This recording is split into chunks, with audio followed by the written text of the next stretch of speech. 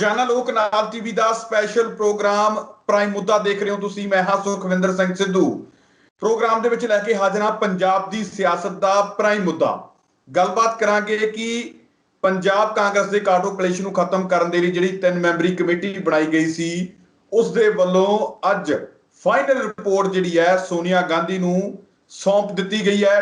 ਤੇ ਇਸ ਪ੍ਰੋਗਰਾਮ ਦੇ ਵਿੱਚ ਅਸੀਂ ਐਕਸਕਲੂਸਿਵ ਵੀ ਦੱਸਾਂਗੇ ਕਿ ਉਸ ਰਿਪੋਰਟ ਦੇ ਵਿੱਚ ਕੀ ਸਿਫਾਰਿਸ਼ਾਂ ਜਿਹੜੀਆਂ ਕੀਤੀਆਂ ਗਈਆਂ ਨੇ। ਸਾਡੇ ਭਰੋਸੇਯੋਗ ਸੂਤਰਾਂ ਤੋਂ ਸਟੀਕ ਤੇ ਸਹੀ ਜਾਣਕਾਰੀ ਦੇ ਮੁਤਾਬਿਕ ਜਿਹੜੀਆਂ ਗੱਲਾਂ ਸਾਨੂੰ ਦੱਸੀਆਂ ਗਈਆਂ ਨੇ ਕਿ ਰਿਪੋਰਟ ਦੇ ਵਿੱਚ ਕਿਹੜੀਆਂ ਸਿਫਾਰਿਸ਼ਾਂ ਕਮੇਟੀ ਦੇ ਵੱਲੋਂ ਕੀਤੀਆਂ ਗਈਆਂ ਨੇ, ਨਵਜੋਤ ਸਿੰਘ ਸਿੱਧੂ ਨੂੰ ਕਿਹੜਾ ਅਹੁਦਾ ਦੇਣ ਦੀਆਂ ਜਿਹੜੀਆਂ ਗੱਲਾਂ ਕੀਤੀਆਂ ਗਈਆਂ ਨੇ, ਹੋਰ ਵੀ ਬਹੁਤ ਸਾਰੀਆਂ ਗੱਲਾਂ ਕਿ ਨਵਜੋਤ ਸਿੰਘ ਸਿੱਧੂ ਕੈਪਟਨ ਅਮਰਿੰਦਰ ਸਿੰਘ ਇਕੱਠੇ ਹੋਣਗੇ ਜਾਂ ਨਹੀਂ, ਆਪਣੀ ਰਾਏ ਕਮੇਟੀ ਨੇ ਦਿੱਤੀ ਹੈ।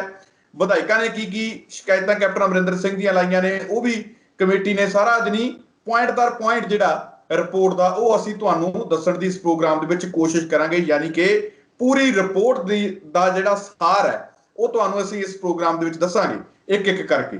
ਤੇ ਨਵਜੋਤ ਸਿੰਘ ਸਿੱਧੂ ਨੂੰ ਕਿਹੜਾ ਅਹੁਦਾ ਮਿਲਣ ਜਾ ਰਿਹਾ, ਕਿਹੜੇ ਅਹੁਦੇ ਦੀ ਸਿਫਾਰਿਸ਼ ਕੀਤੀ ਹੈ, ਵੀ ਤੁਹਾਨੂੰ ਦੱਸਾਂਗੇ। ਤੇ ਮੇਰੇ ਨਾਲ ਮੌਜੂਦ ਨੇ ਸਾਡੇ ਸੀਨੀਅਰ ਪੱਤਰਕਾਰ ਪ੍ਰੋਫੈਸਰ ਮਨਜੀਤ ਸਿੰਘ ਅਣਖੀ ਸਾਹਿਬ। ਸਭ ਤੋਂ ਪਹਿਲਾਂ ਉਹਨਾਂ ਦਾ ਸਵਾਗਤ ਕਰ ਲੈਂਦੇ ਹਾਂ। ਅਣਖੀ ਸਾਹਿਬ, ਸਵਾਗਤ ਹੈ ਪ੍ਰੋਗਰਾਮ ਦੇ ਵਿੱਚ। ਬਹੁਤ ਬਹੁਤ ਧੰਨਵਾਦ ਜੀ। ਅਣਖੀ ਸਾਹਿਬ, ਰਿਪੋਰਟ ਪੇਸ਼ ਹੋ ਗਈ ਹੈ, ਬਸ ਹੁਣ ਕੁਝ ਹੀ ਦਿਨਾਂ ਦਾ ਇੰਤਜ਼ਾਰ ਹੈ ਤੇ ਪੰਜਾਬ ਦੇ ਅੰਦਰ ਪੰਜਾਬ ਕਾਂਗਰਸ ਦੇ ਤੇ ਪੰਜਾਬ ਦੀ ਸਿਆਸਤ ਦੇ ਹੋ ਸਕਦਾ ਸਮੀਕਰਨ ਚੇਂਜ ਹੋਣ ਜਾ ਰਿਹਾ। ਪਰ ਉਸ ਤੋਂ ਪਹਿਲਾਂ ਰਿਪੋਰਟ ਦਾ ਫੈਸਲਾ ਆਉਣ ਤੋਂ ਪਹਿਲਾਂ ਆਪਾਂ ਚਾਹੁੰਦੇ ਹਾਂ ਕਿ ਆਪਾਂ ਆਪਣੇ ਦਰਸ਼ਕਾਂ ਨੂੰ ਐਕਸਕਲੂਸਿਵਲੀ ਦੱਸੀਏ ਕਿ ਰਿਪੋਰਟ ਦੇ ਵਿੱਚ ਕੀ ਕੁਝ ਲਿਖਿਆ ਜਾ ਚੁੱਕਿਆ, ਕਿਹੜੀਆਂ ਸਿਫਾਰਿਸ਼ਾਂ ਨੇ। ਪੁਆਇੰਟ ਦਰ ਪੁਆਇੰਟ ਜੇਕਰ ਮੈਂ ਤੁਹਾਨੂੰ ਕਹਾਂ ਤਾਂ ਕੀ ਕੁਝ ਉਹਨਾਂ ਦੇ ਵੱਲੋਂ ਇਸ ਰਿਪੋਰਟ ਦੇ ਵਿੱਚ ਲਿਖਿਆ ਗਿਆ, ਤੇ ਬਾਅਦ ਚ ਕਰਦੇ ਹਾਂ ਵਿਚਾਰ ਚਰਚਾ। ਹਾਂਜੀ ਸਿੱਧੂ ਸਾਹਿਬ, ਅੱਜ ਪੰਜਾਬ ਦਾ ਜਿਹੜਾ ਸਿਆਸੀ ਘਮਸਾਨ ਮਚਿਆ ਕਾਂਗਰਸ ਦਾ, ਉਹ ਅੱਜ ਆਪਣੀ ਚਰਮ ਸੀਮਾ ਤੇ ਪਹੁੰਚ ਗਿਆ। ਤੁਸੀਂ ਜਿਹੜੇ ਮੈਨੂੰ ਸਵਾਲ ਪੁੱਛੇ ਨੇ, ਜਿਹੜੀ ਕਾਂਗਰਸ ਦੀ ਕਮੇਟੀ ਵੱਲੋਂ ਅੱਜ ਜਿਹੜੀ ਫਾਈਨਲ ਰਿਪੋਰਟ ਜਿਹੜੀ ਪੇਸ਼ ਕੀਤੀ ਗਈ ਹੈ ਕਾਂਗਰਸ ਹਾਈ ਕਮਾਨ ਨੂੰ, ਔਰ ਦੇਖੋ ਉਸ ਹਾਈ ਕਮਾਨ ਨੂੰ ਰਿਪੋਰਟ ਪੇਸ਼ ਹੋਣ ਦੇ ਨਾਲ ਹੀ ਨਾਲ ਪੰਜਾਬ ਦੇ ਵਿੱਚ ਵੀ ਇੱਕ ਸਿਆਸੀ ਭੁਚਾਲ ਜਿਹੜਾ ਉਹ ਆ ਗਿਆ। ਔਰ ਉਹ ਸਿਆਸੀ ਭੁਚਾਲ ਵਿਧਾਇਕਾਂ ਨੇ ਕੈਪਟਨ ਅਮਰਿੰਦਰ ਦੇ ਖਿਲਾਫ, ਕੈਪਟਨ ਅਮਰਿੰਦਰ ਸਿੰਘ ਨੇ ਉਹਨਾਂ ਦੇ ਖਿਲਾਫ ਪਿਛਲੇ ਕਈ ਦਿਨਾਂ ਤੋਂ ਲਿਆਂਦਾ ਸੀ। ਪਰ ਅੱਜ ਐਨ ਉਸੇ ਸਮੇਂ ਜਿਸ ਸਮੇਂ ਉੱਥੇ ਦਿੱਲੀ 'ਚ ਰਿਪੋਰਟ ਪੇਸ਼ ਹੋ ਰਹੀ ਹੈ, ਦੂਜੇ ਪਾਸੇ ਚੰਡੀਗੜ੍ਹ 'ਚ ਇੱਕ ਵਿਧਾਇਕ ਵੱਲੋਂ ਪ੍ਰੈਸ ਕਾਨਫਰੰਸ ਕੀਤੀ ਜਾ ਰਹੀ ਹੈ। ਬਹੁਤ ਕੁਝ ਅੱਜ ਵਾਪਰਿਆ। ਅੱਜ ਜਦੋਂ ਤੁਸੀਂ ਮੈਨੂੰ ਸਵਾਲ ਪੁੱਛ ਰਹੇ ਸੀ ਤਾਂ ਮੈਂ ਸ਼ਤਰੰਜ ਦੀ ਕੁਝ ਚਾਲਾਂ ਨੂੰ ਸਮਝਣ ਦਾ ਯਤਨ ਕਰਦਾ ਪਿਆ ਸਾਂ। ਮੇਰੇ ਦਰਸ਼ਕ ਜਾਣਦੇ ਆ ਸ਼ਤਰੰਜ ਦੀ ਜਿਹੜੀ ਖੇਡ ਆ ਉਹ 'ਚ ਰਾਣੀ ਜਿਹੜੀ ਹੈ ਨਾ ਸਭ ਤੋਂ ਵੱਡੀ ਹੁੰਦੀ ਹੈ। ਰਾਜਾ ਤਾਂ ਹੈ ਹੀ ਹੈ, ਪਰ ਗੇਮ ਜਿਹੜੀ ਆ ਉਹ ਰਾਣੀ ਦੇ ਹੱਥ ਹੁੰਦੀ ਹੈ। ਤਾਂ ਰਾਣੀ ਜਦੋਂ ਤੋਂ ਮਰਜ਼ੀ ਚੱਲ ਸਕਦੀ ਹੈ, ਜੋ ਮਰਜ਼ੀ ਕਰ ਸਕਦੀ ਹੈ। ਅਖੀਰ ਉਸਦੀ ਕੋਸ਼ਿਸ਼ ਰਾਜੇ ਨੂੰ ਬਚਾ ਕੇ ਰੱਖਣੀ। ਜੇਕਰ ਰਾਣੀ ਅਗਰ ਇਸ ਗੇਮ 'ਚ ਖਤਮ ਹੋ ਜਾਂਦੀ ਤਾਂ ਗੇਮ ਜਿਹੜੀ ਆ ਉਹ ਖਤਮ ਹੁੰਦੀ ਹੈ। ਹੋਰ ਇਹਦੇ 'ਚ ਘੋੜਾ ਹੈ, 2.5 ਘਰ ਚੱਲਦਾ, ਪਿਆਦਾ ਇੱਕ ਘਰ ਛੱਡ ਕੇ ਦੂਜੇ ਪਾਸੇ ਚੱਲਦਾ। ਤੇ ਅੱਜ ਸਿੱਧੂ ਸਾਹਿਬ ਰਿਐਲਿਟੀ ਹੈ ਕਿ ਜੋ ਕੁਝ ਕਾਂਗਰਸ ਹਾਈ ਕਮਾਨ ਵੱਲੋਂ ਗਠਿਤ ਕਮੇਟੀ ਨੇ ਰਿਪੋਰਟ ਪੇਸ਼ ਕੀਤੀ ਔਰ ਦੂਜੇ ਰਾਣੀ ਕੋਲ ਰਿਪੋਰਟ ਪੇਸ਼ ਕੀਤੀ। ਰਾਣੀ ਤੇ ਕੌਣ ਪਤਾ ਹੀ ਹੈ ਸਾਰਿਆਂ ਨੂੰ। ਔਰ ਦੂਸਰੇ ਬੰਨੇ ਕਿਸ ਤਰੀਕੇ ਨਾਲ ਇਸ ਕਾਂਗਰਸ ਪਾਰਟੀ ਦਾ ਇੱਕ ਪਿਆਦਾ ਪ੍ਰੈਸ ਕਾਨਫਰੰਸ ਕਰਕੇ ਰਾਜੇ ਵਾਸਤੇ ਕਿੰਨੀਆਂ ਪ੍ਰੋਬਲਮਸ ਕ੍ਰੀਏਟ ਕਰ ਰਿਹਾ, ਕਮਾਲ ਹੈ। ਇਹਨੂੰ ਕਹਿੰਦੇ ਆ ਰਾਜਨੀਤੀ ਸ਼ਤਰੰਜ ਜਿਹੜੀ ਚਾਲ ਚੱਲੀ ਗਈ। ਪ੍ਰੈਸ ਕਾਨਫਰੰਸ ਪ੍ਰਗਟ ਸਿੰਘ ਵੱਲੋਂ ਪਹਿਲਾਂ ਵੀ ਕੀਤੀ ਜਾ ਸਕਦੀ ਹੈ, ਕੱਲ ਵੀ ਹੋ ਸਕਦੀ ਸੀ, ਸਵੇਰੇ ਵੀ ਹੋ ਸਕਦੀ ਸੀ। ਪਰ ਐਨ ਉਸੇ ਸਮੇਂ ਜਦੋਂ ਦਿੱਲੀ ਵਿੱਚ ਉਸ ਰਿਪੋਰਟ ਦੀ ਚਰਚਾ ਹੋ ਰਹੀ ਹੈ ਨਿਊਜ਼ ਚੈਨਲ, ਉਸੇ ਵੇਲੇ ਪ੍ਰਗਟ ਸਿੰਘ ਦੀ ਪ੍ਰੈਸ ਕਾਨਫਰੰਸ ਹੋ ਰਹੀ ਹੈ ਔਰ ਪ੍ਰਗਟ ਸਿੰਘ ਕੈਪਟਨ ਅਮਰਿੰਦਰ ਤੇ ਵਰਦਾ ਪਿਆ ਹੈ। ਸੋ ਇਹ ਜਿਹੜੀ ਅਸਲ 'ਚ ਵਿਸਾਤ ਹੈ ਰਾਜਨੀਤੀ ਦੀ, ਜਿਹਦੇ ਉੱਤੇ ਪਤਾ ਨਹੀਂ ਕਿਸ ਬੰਦੇ ਨੇ ਕਿਹੜੀ ਚਾਲ ਚੱਲਦਿਆਂ ਅਗਲੇ ਨੂੰ ਢਹਿ ਢੇਰੀ ਕਰ ਦੇਣਾ, ਰਾਣੀ ਨੇ ਕੀ ਕਰਨਾ, ਰਾਜਾ ਕਿੱਥੇ ਜਾਣਾ। ਸੋ ਇਹ ਇੱਕ ਚੰਦ ਗੱਲਾਂ ਸੀ ਜਿਹੜੀਆਂ ਮੈਂ ਤੁਹਾਡੇ ਨਾਲ ਜ਼ਰੂਰੀਆਂ ਕਰਨਾ ਚਾਹੁੰਦਾ ਸਾਂ। ਤੁਹਾਡਾ ਹੁਣ ਪ੍ਰਸ਼ਨ ਹੈ, ਮੈਂ ਤੁਹਾਡੇ ਪ੍ਰਸ਼ਨ ਵੱਲ ਆਉਣਾ। ਕਾਂਗਰਸ ਹਾਈ ਕਮਾਨ ਵੱਲੋਂ ਜਿਹੜੀ ਕਮੇਟੀ ਗਠਿਤ ਕੀਤੀ ਗਈ, ਉਸ ਕਮੇਟੀ ਨੇ ਅੱਜ ਆਪਣੀ ਫਾਈਨਲ ਰਿਪੋਰਟ ਜਿਹੜੀ ਹੈ ਸੋਨੀਆ ਗਾਂਧੀ ਨੂੰ ਦੇ ਦਿੱਤੀ ਹੈ। ਉਸ ਰਿਪੋਰਟ ਵਿੱਚ ਕਈ ਤੱਥ ਨੇ, ਪਰ ਜੋ ਸਾਡੇ ਭਰੋਸੇਯੋਗ ਸੂਤਰ ਦੱਸਦੇ ਨੇ 10 ਅਹਿਮ ਪੁਆਇੰਟ ਨੇ ਜਿਹੜੇ ਕਮੇਟੀ ਨੇ ਜਿਨ੍ਹਾਂ ਦੀ ਸਿਫਾਰਿਸ਼ ਕੀਤੀ ਹੈ। ਸਭ ਤੋਂ ਪਹਿਲਾਂ ਜੇਕਰ ਪਰਤਾ ਦਰ ਪਰ ਮੈਂ ਗੱਲ ਕਰਾਂ, ਪੁਆਇੰਟ ਵਾਈਜ਼ ਗੱਲ ਕਰਾਂ, ਤਾਂ ਸਭ ਤੋਂ ਪਹਿਲਾ ਪੁਆਇੰਟ ਇਹ ਆ ਜਿਹੜੀ ਸਿਫਾਰਿਸ਼ ਕੀਤੀ ਗਈ ਕਿ ਕੈਪਟਨ ਦੀ ਕਾਰਜਕਾਰੀ ਤੋਂ ਜਿਹੜੇ ਵਿਧਾਇਕ ਨੇ ਉਹ ਖੁਸ਼ ਨਹੀਂ ਹਨ। ਇਹ ਕਮੇਟੀ ਨੇ ਸਿਫਾਰਿਸ਼ ਕੀਤੀ। ਨੰਬਰ 1। ਨੰਬਰ 2, ਕੈਪਟਨ ਕਈ ਮਹੀਨੇ ਵਿਧਾਇਕਾਂ ਨੂੰ ਨਹੀਂ ਮਿਲਦੇ। ਇਹ ਪੁਆਇੰਟ ਹੈ ਦੂਸਰਾ। ਨੰਬਰ 3, ਅਫਸਰਸ਼ਾਹੀ ਜਿਹੜੀ ਹੈ ਉਹ ਪੂਰਨ ਤੌਰ ਤੇ ਭਾਰੂ ਹੈ। ਨੰਬਰ 4, ਜਿਹੜੇ ਜਿੱਦਾਂ ਅਸਲੀ ਪੁਆਇੰਟ ਜਿਹੜੇ ਨੇ ਕਿ ਨਵਜੋਤ ਸਿੱਧੂ ਕੈਪਟਨ ਦੀ ਅਗਵਾਈ ਹੇਠ ਕੰਮ ਕਰਨ ਨੂੰ ਰਾਜੀ ਨਹੀਂ ਹਨ। ਇਹ ਜਿਹੜੀ ਲੋਕ ਆਪਣੇ ਦਰਸ਼ਕ ਸੁਣਨਾ ਚਾਹੁੰਦੇ ਆ, ਨਵਜੋਤ ਸਿੰਘ ਸਿੱਧੂ ਤੇ ਲਿਖਾ ਕੇ ਆਏ ਹੋਣੇ ਰਿਪੋਰਟ ਦੇ ਵਿੱਚ ਕਿ ਮੈਂ ਕੈਪਟਨ ਦੇ ਅਧੀਨ ਚੱਲਣ ਨੂੰ ਤਿਆਰ। ਜੀ ਆਪਾਂ ਪਰਤ ਗੱਲ ਕਰੀਏ ਕਿਉਂਕਿ ਬਾਕੀ ਗੱਲਾਂ ਵੀ ਤਾਂ ਬਣਨੀਆਂ, ਪਰ ਅਸਲ 'ਚ ਗੱਲ ਤਾਂ ਜੇਕਰ ਤੁਸੀਂ ਮੇਰੀ ਗੱਲ ਕੱਟੀ ਪੁਆਇੰਟ ਤਾਂ 3 ਨੇ ਜਿਹੜੇ ਅਸਲ 'ਚ ਧਿਆਨ ਦੀ ਮੰਗ ਕਰਦੇ ਨੇ। ਚਲੋ ਆਪਾਂ ਬਾਅਦ 'ਚ ਗੱਲ ਕਰਦੇ ਹਾਂ। ਨਵਜੋਤ ਸਿੱਧੂ ਕੈਪਟਨ ਅਮਰਿੰਦਰ ਦੀ ਅਗਵਾਈ ਥੱਲੇ ਕੰਮ ਕਰਨ ਨੂੰ ਤਿਆਰ ਨਹੀਂ, ਮਿਲ ਕੇ ਕੰਮ ਕਰਨ ਨੂੰ ਤਿਆਰ ਨਹੀਂ।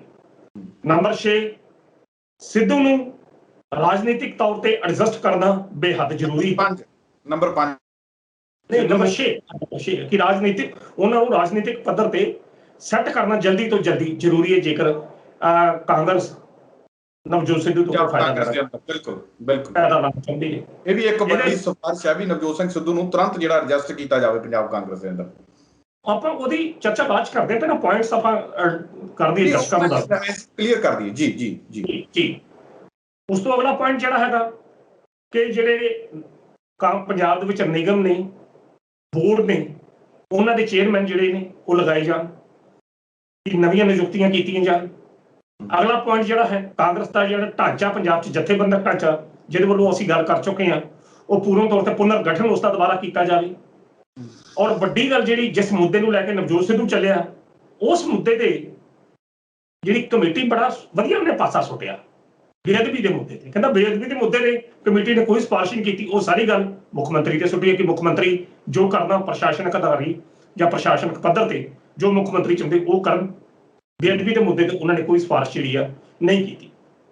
ਸੋ ਜਿਹੜੇ ਇਹ 8-9 ਪੁਆਇੰਟਸ ਨੇ ਜਿਹੜੇ ਕਹਿੰਦੇ ਉਹਨਾਂ ਦੀ ਸਹਿਮਤੀ ਆਪਸ ਦੇ ਵਿੱਚ ਬਣ ਨਹੀਂ ਸਕੀ, ਜਿਹੜੀ ਸਹਿਮਤੀ ਨਹੀਂ ਬਣ ਸਕੀ। ਇਹ ਕੁਝ ਕਮੇਟੀ ਦੇ ਜਿਹੜੇ 3 ਮੈਂਬਰ ਉਹ ਕਿਉਂਕਿ ਜ਼ਿਆਦਾ ਚਰਚਾ ਦਾ ਵਿਸ਼ਾ ਨਹੀਂ ਆ, ਪਰ ਅਸਲ ਦੇ ਵਿੱਚ ਜਿਹੜੀ ਸਿੱਧੂ ਸਾਹਿਬ ਮੇਨ ਗੱਲ ਹੈਗੀ, ਆਪਾਂ ਮੇਨ ਆਪਣੇ ਪ੍ਰਸ਼ਨ ਵੱਲ ਆਈਏ ਜਾਂ ਆਪਣੇ ਮੁੱਦਿਆਂ ਵੱਲ ਗੱਲ ਆਈਏ। 3 ਪੁਆਇੰਟਸ ਨੇ ਇਸ ਕਮੇਟੀ ਮਤਲਬ ਸਾਰੀ ਇਸ ਰਮਾਇਣ ਦੇ ਜਾਂ ਇਸ ਸਾਰੇ ਸਾਰ ਤੱਤ ਜਿਹੜਾ ਮੈਂ ਕੱਢਾ ਉਹ 3 ਚੀਜ਼ਾਂ ਨੇ।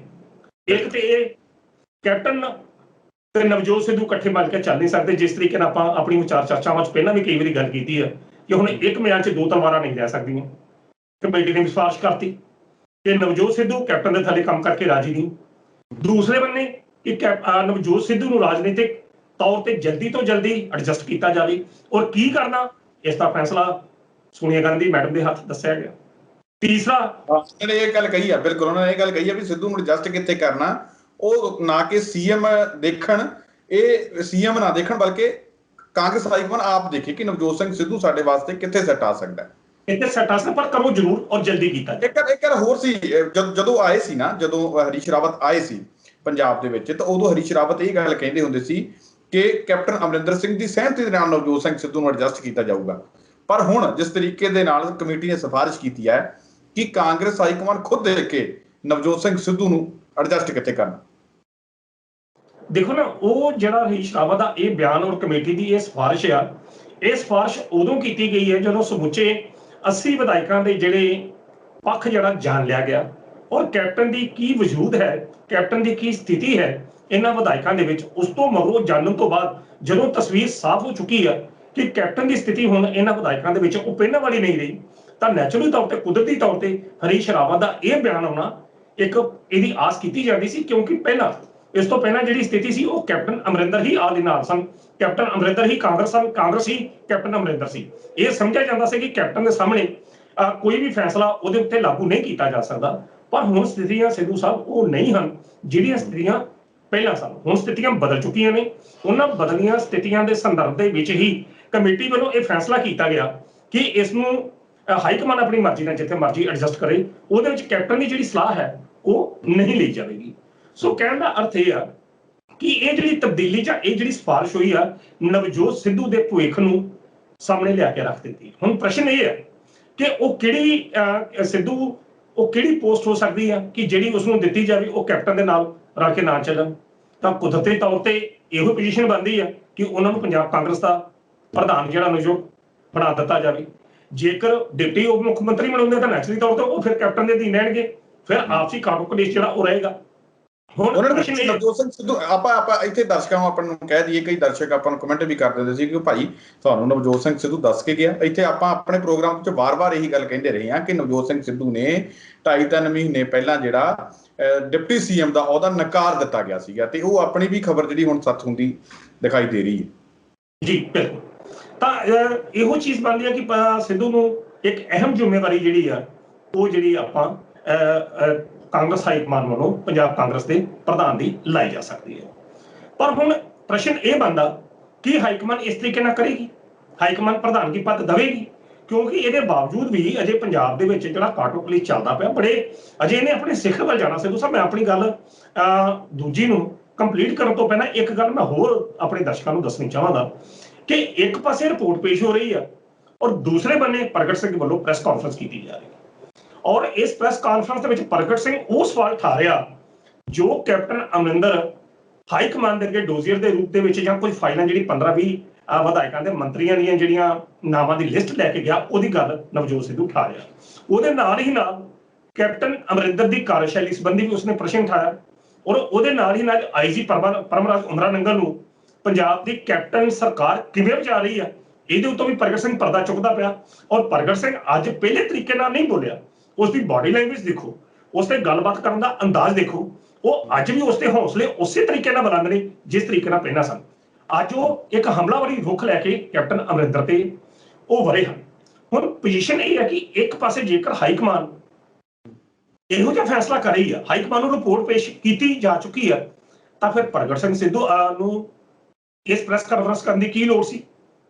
ਪ੍ਰਸ਼ਨ ਜਿਹੜਾ ਹੈ ਉਹ ਇਹ ਹੈ ਕਿ ਕਾਂਗਰਸ ਹਾਈ ਕਮਾਨ ਨੂੰ ਰਿਪੋਰਟ ਪੇਸ਼ ਹੋ ਚੁੱਕੀ ਹੈ, ਕਮੇਟੀ ਨੇ ਰਿਪੋਰਟ ਪੇਸ਼ ਕਰਤੀ।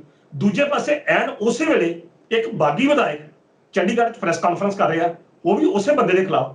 ਤਾਂ ਇਹ ਜਿਹੜਾ ਮੰਥਨ ਹੈ ਉਹ ਇਸ ਪੁਆਇੰਟ ਤੇ ਕਰਨ ਦੀ ਲੋੜ ਹੈ ਕਿ ਇਹਦਾ ਲੋੜ ਕੀ ਪਈ। ਜਦੋਂ ਹੁਣ ਸਭ ਕੁਝ ਸ਼ਾਂਤ ਹੋਣ ਵਾਲਾ ਕਿ ਅਸੀਂ ਜਿਹੜੇ ਵਿਧਾਇਕ ਸੀ ਉਹ ਪੇਸ਼ ਹੋਏਗੇ, ਉਹਨਾਂ ਨੇ ਆਪਣਾ ਪੱਖ ਪੇਸ਼ ਕਰ ਦਿੱਤਾ, ਕਮੇਟੀ ਨੇ ਰਿਪੋਰਟ ਹਾਈ ਕਮਾਨ ਨੂੰ ਦੇ ਦਿੱਤੀ, ਤਾਂ ਫਿਰ ਵਾਹ ਵਧੋ ਦਾ ਕਾਹਦਾ?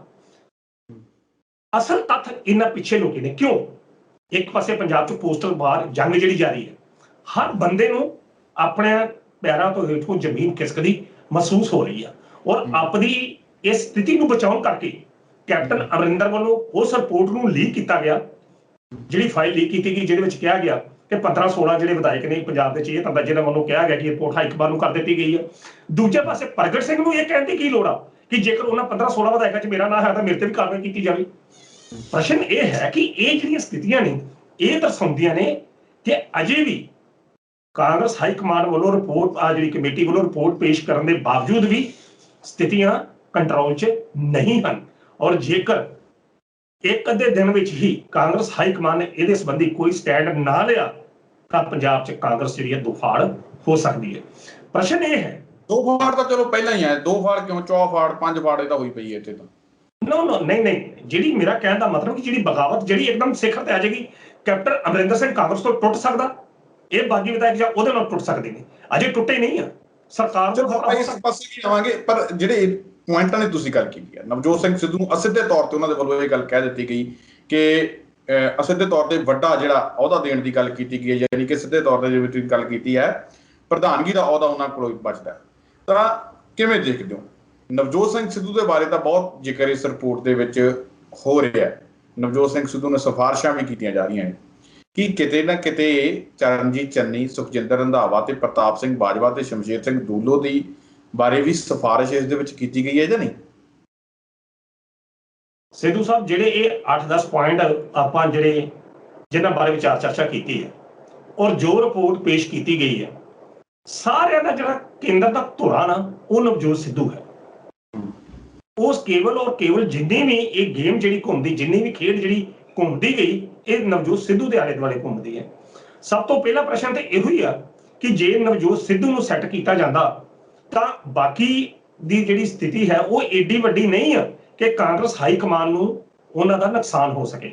ਸਿੱਧੂ ਸਾਹਿਬ, ਚਰਨਜੀਤ ਚੰਨੀ ਦਾ ਜਿਹੜਾ ਵਜੂਦ ਆ ਪੰਜਾਬ ਵਿੱਚ ਇੱਕ ਜ਼ਿਲ੍ਹੇ ਵਿੱਚ ਹੋ ਸਕਦਾ, ਪ੍ਰਤਾਪ ਸਿੰਘ ਬਾਜਵਾ ਦਾ ਕੁਝ ਇਲਾਕੇ ਤੱਕ ਹੋ ਸਕਦਾ, ਉਹਦਾ ਨੁਕਸਾਨ ਜਿਹੜਾ ਕਾਂਗਰਸ ਹਾਈ ਕਮਾਨ ਚੱਲ ਸਕਦੀ ਹੈ। ਸ਼ਮਸ਼ੇਰ ਸਿੰਘ ਦੂਲੋ ਆਦਿ ਨੂੰ ਨਜ਼ਰ ਅੰਦਾਜ਼ ਕਰਕੇ, ਉਹਨਾਂ ਦੀਆਂ ਮੰਗਾਂ ਨੂੰ ਨਜ਼ਰ ਅੰਦਾਜ਼ ਕਰਕੇ ਜਿਹੜੀ ਕਾਂਗਰਸ ਹਾਈ ਕਮਾਨ ਆ ਉਹਨਾਂ ਦਾ ਨੁਕਸਾਨ ਝੱਲ ਸਕਦੀ ਹੈ, ਕਿਉਂਕਿ ਉਹਨਾਂ ਨਾਲ ਕੋਈ ਫਰਕ ਨਹੀਂ ਪੈਂਦਾ। ਪਰ ਹਾਂ, ਜੇਕਰ ਨਵਜੋਤ ਸਿੱਧੂ ਨੂੰ ਅਣਗੌਲਿਆ ਜਾਂਦਾ, ਜੇਕਰ ਸਾਈਡਲਾਈਨ ਕੀਤਾ ਜਾਂਦਾ ਜਾਂ ਨਜ਼ਰ ਅੰਦਾਜ਼ ਕੀਤਾ ਜਾਂਦਾ ਉਹਦੀਆਂ ਗੱਲਾਂ ਨੂੰ, ਉਹਦੀਆਂ ਸਿਫਾਰਿਸ਼ਾਂ ਨੂੰ, ਤਾਂ ਉਸ ਤੋਂ ਬਾਅਦ ਕਾਂਗਰਸ ਹਾਈ ਕਮਾਨ ਜਿਹੜੀ ਆ ਉਹ ਅਜਿਹਾ ਨੁਕਸਾਨ ਝੱਲਣ ਦੇ ਮੂਡ ਵਿੱਚ ਨਹੀਂ ਹੈ ਤੇ ਨਾ ਹੀ ਉਹ ਸਮਰੱਥ ਆ, ਕਿਉਂਕਿ ਉਸ ਦੇ ਕੋਲ ਇੱਕ ਚਿਹਰਾ ਹੀ ਅਜਿਹਾ ਹੈ ਕਿ ਜਿਹੜਾ ਉਹ ਹਰ ਪੱਖ ਤੋਂ ਉਹਨਾਂ ਦੀ ਸਹਾਇਤਾ ਜਿਹੜੀ ਕਰਦਾ। ਇੱਕ ਮੈਂ ਗੱਲ ਹੋਰ ਕਰਾਂ, ਮਤਲਬ ਇਹ ਵੀ ਇੱਕ ਚਰਚਾਵਾਂ ਜਿਹੜੀਆਂ ਸਾਨੂੰ ਸੁਣਨ ਚ ਮਿਲੀਆਂ ਨੇ ਕਿ ਨਵਜੋਤ ਸਿੱਧੂ ਨੂੰ ਸਪੋਜ਼ ਕਰੋ ਕਿ ਜੋ ਪੰਜਾਬ ਦੇ ਵਿੱਚ ਨਹੀਂ ਵੜਦੇ, ਤਾਂ ਇਹ ਵੀ ਚਰਚਾ ਕਿ ਨਵਜੋਤ ਸਿੱਧੂ ਨੂੰ ਜਿਹੜੀ ਕੰਪੇਨ ਕਮੇਟੀ ਆ ਉਸ ਦਾ ਚੇਅਰਮੈਨ ਬਣਾਇਆ ਜਾ ਸਕਦਾ, ਕਿਉਂਕਿ ਆਉਂਦੇ ਸਾਲ 5 ਰਾਜਾਂ ਦੀ ਕਮੇਟੀ ਦੀਆਂ ਚੋਣਾਂ ਹੋਈਆਂ ਨੇ, ਤਾਂ ਚੋਣਾਂ ਦਾ ਉਹ ਕੰਪੇਨ ਜਿਹੜਾ ਉਹਨਾਂ ਨੂੰ ਇੰਚਾਰਜ ਬਣਾਇਆ ਜਾ ਸਕਦਾ, ਜਾਂ ਜਦੋਂ ਟਿਕਟਾਂ ਦੀ ਵੰਡ ਹੋਣੀ ਆ ਉਸ ਵੇਲੇ ਇੰਚਾਰਜ ਬਣਾਇਆ ਜਾ ਸਕਦਾ।